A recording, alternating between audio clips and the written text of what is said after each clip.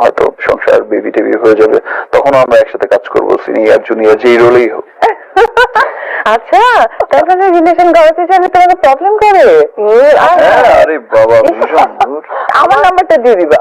ইদানিং একটা প্রবলেম হচ্ছে। কি সেটা? সিরিয়াস কোনো আবার কারোর সাথে রিলেশনে যেতে চাইলে প্রথমেই জিজ্ঞেস করে যে ম্যাডাম কে।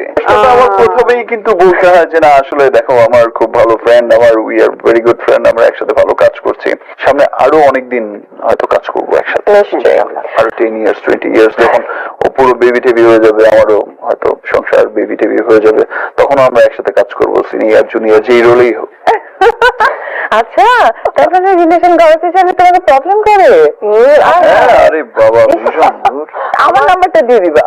ওই যে উপসর্গের ফার্স্টে কথা বলি। সিরিয়াসলি মনে প্রাণে চাইছি যে আরো দু একজনের সাথে আমার কেমিস্ট্রিটা বাড়ুক, অনেক ভালো একটা পজিশন হোক, ফাইন, আমারও 3-4টা হিরোইন থাকুক, ফাইন।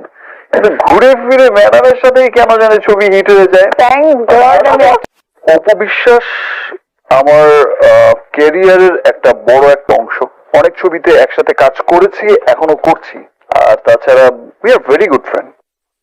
আচ্ছা, আমার বিশ্বাস যে আজ থেকে 20 বছর পরেও যদি কেউ জিজ্ঞেস করে যে অপু বিশ্বাস কে ছিলেন, তখন অপু বিশ্বাসকে জিজ্ঞেস করলো যেটা বলবে, আমাকে জিজ্ঞেস করলো আমি সেটাই